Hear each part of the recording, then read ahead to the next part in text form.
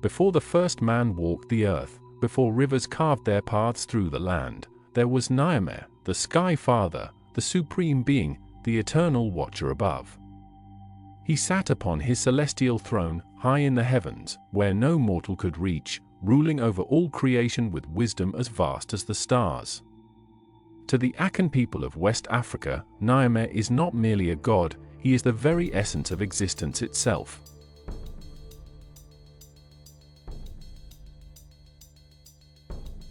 In the beginning, there was only endless night, an abyss of silence and nothingness. But from the void emerged Nyame, a being of infinite power. With a single breath, he exhaled the stars into being, each one a spark of his divine essence. He lifted the great golden sun into the sky, commanding it to watch over the world by day, while his silver moon guarded the night.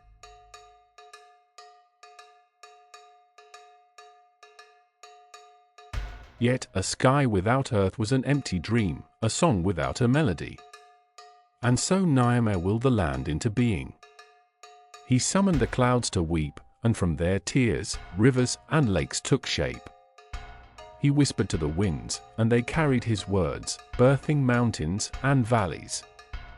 Every tree, every blade of grass, every grain of sand, each bore his divine touch.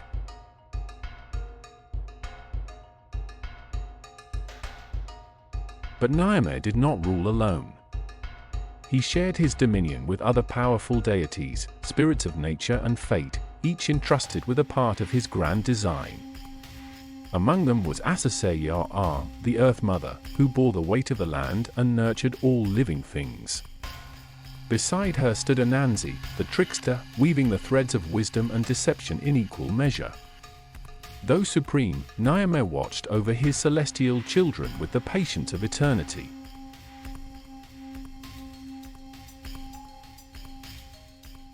Once, long ago, men and gods walked side by side, their voices mingling in the same air.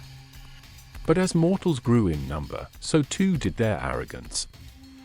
They built their fires high, their voices loud, their ambitions reckless. They stretched their hands toward the heavens, no longer content with their place in the world. And so, Nyame, in his infinite wisdom, rose beyond their grasp. He ascended, carrying the sky with him, distancing himself from mankind. No longer would mortals tread in the realm of gods. Yet, even in his distance, he watched, an ever-present guardian, his spirit woven into the fabric of existence itself.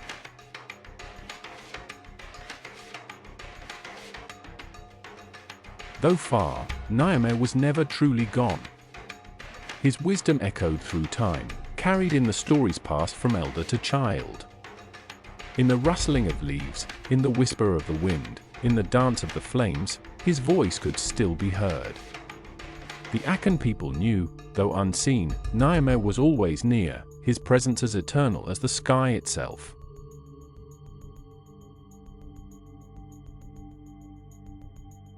And so, we look to the heavens, to the endless sky that stretches beyond our sight, and we remember. Nyame, the Sky Father, the Eternal One, watches still. His story is the story of creation, of wisdom, of balance. And as long as the stars burn in the night, his presence will never fade.